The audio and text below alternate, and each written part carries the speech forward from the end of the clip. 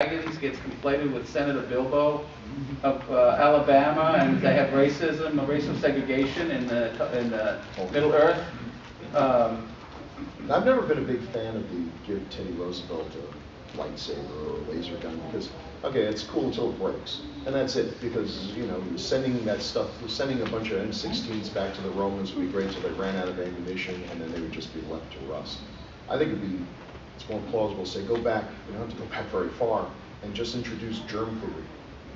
I've always been amused by these stories where some modern person gets thrown back in time and they invent everything. And you could give me the parts of a television set, and I wouldn't know how to put them back together. And I wouldn't have those parts, and there'd be nothing to watch anyway. But I could figure. I know that if I wash my hands before I slice someone open, they have a much better chance of making it through. I would instantly be the best doctor in the world. I mean, one of the first things that they do in Lest Darkness Fall, one of the earliest stories to do that, is introduce the number 0.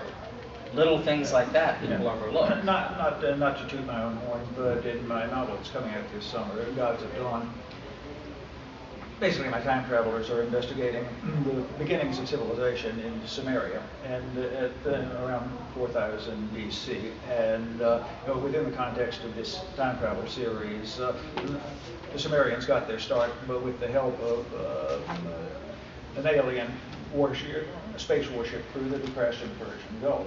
But I make the point that these guys, these aliens, they want to help, but there are limits to what they can do, because when you're dealing with a base group as primitive as the Sumerians, or it's kind of hard to help them right beyond that point, because think about it, in a starship crew, how many people in that crew are going to know how to make bronze out of the proper tin? How many of them are going to know how to make papyrus? Did you ever? The gap is just too great. So what can they do? Well, among other things, they can introduce the concept of writing, which the Sumerians were already feeling their way toward. They can introduce the concept of sanitation and so forth. They can introduce concepts. But as you say, like you could give me the parts of it in TV, and I'd sit there the rest of my life looking at them. Did any of you ever read the Isaac Asimov story, The Red Queen's Race? Have you ever read The Red Queen's Race? It's about a guy who thinks he's developed a time machine, and he's intrigued by the fact that there's these little snippets or nuggets of hints of superior technology in ancient times that never were developed. And one of his colleagues tells him his time machine isn't necessarily going to work, but this guy's obsessed with the idea of trying to go back in time and bring them more technology so they can develop what didn't happen. And finally, one day, I think they find his labs exploded. He activated his time machine, but it took so much energy that it blew up, and so it's gone. Nobody can duplicate it. But they do find in his office an indication of what he took back with him, and they realized that what he took back with him was the stuff that they already had. He was the person who brought it back. He was frustrated because he thought these nuggets of superior technology were isolated, but he's the one. And you did the Red Queen's Race, which was looking at you have to run as fast as you can to stay in the same place. He was the one responsible for bringing that technology back. They didn't understand it, and so that's why it's still back there. Nothing ever happened.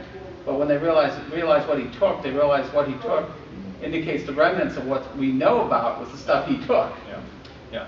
Here we get into one of the many logical problems with time travel, namely the paradoxes involved. Can you change the past? Or, as in my time travel series, we don't have a genre. Yeah. Oh well, not necessarily. In my time travel series, I'm making the assumption that reality protects itself. Time travelers go back. Anything they do in the past has always been part of the past. If you know what I mean. And which means, in practical terms, that observed history can be changed. You can go back there and go into battle in World War II and shooting a number of German soldiers. It's not going to affect anything. And in our history, they were always killed. But so that's the premise of the Terminator. But you can't go back and shoot Hitler, right, because history says Hitler was not shot. In fact, you're going back in time may be what makes Hitler Hitler. So the Terminator goes back in time to stop the guy from being born, but him going back in time is actually what made the guy get born in the first place. This is another point I make, and something I think somebody alluded to a while back, unintended consequences of the actions of time travelers. In my series, You try to shoot Hitler in Vienna before World War I, either the gun will jam, or you'll find out later that you shot some other little tramp by mistake, or, and this is really why they don't try to do it, one of those hydrocarbon burning automobiles that they were starting to use then might run you over while you're drawing a bead on Hitler. I was thinking when Hitler was sitting in a cafe in Vienna about 1911, some guy comes up and says, "I have come to kill you, Herr Hitler," and he points. It takes the number of 8 in line. You see this long line of guys with different uniforms and dress, all holding lasers, rifles, hand grenades. He says, "You can try, it's not going to work, son of a bitch." This is one of the strongest arguments against the possibility of time travel. I mean, if it was possible, don't you think the world premiere of Hamlet would have been awfully crowded? Well, I guess that kind of touches on another point, though, is that in the genre, you tend to deal with a lot of real historical figures. Some authors don't do it, and they just use an original creations entirely like Sterling. Some, like Turtledove, do a mix, and others use historical figures. And where do you draw the ethical line, writing with people who actually existed? Like, where do you start taking liberties, and how do you strike the balance between who they were and who you need them to be narratively? Well, for one thing, first question you have to reach is whether they exist at all. For example, this wasn't a novel, it was a science fiction role-playing game supplement, but this involved Brits win the Revolutionary War, alternate history, and later in this timeline, in the late 1850s, there's a second American rebellion led by none other than Abraham Lincoln and Robert E. Lee. Cute idea, but let's think about this. Lee was born in 1807 to a father who in this alternate timeline would have been hanged for a rebel general in 1783. Lincoln was born in 1809 in Kentucky to parents who were part of the westward population movement, which in this alternate history didn't happen. You see what I mean? Yes, sir. It has to have a certain amount of plausibility. It's like when you take a character that maybe because of circumstances in his life was corrupted or depraved, but might have been a good guy under certain, a good person who might have been a bad guy under other circumstances. I mean, Teddy Roosevelt with his personality stuff would have made a great train robber. You can see that. What was it? Philip Jose Farmer, one of his Ringworld books, had Hermann Goering as one of the characters. And towards the end, Goering does something heroic that shows his better nature. He wasn't corrupted by the influence of politics, also the drugs. Herring became a drug addict. And so it's like, okay, you can see under circumstances. Because he was the guy who took over the flying circus from Manfred von Richthofen. He was a World War I flying ace. He once was considered a good guy. So you can see it. You can't take someone and completely change them. You can't. Okay, you can see Hitler becoming an artist or even a writer. That's creative. I don't think he would have gone into jazz. And there's certain things you can't see him doing. As far as the ethics, obviously the big "let's not make fun of Hitler" movement hasn't caught on, so you can pretty much do what you want with him. I don't know. I think if you're dealing with living people, it's dicey. I personally would kind of object to. I wouldn't enjoy a novel where someone who's, Eisenhower became Hitler. It's like, no, okay. It's a stunt. Well, very well. You mentioned the people who are still alive.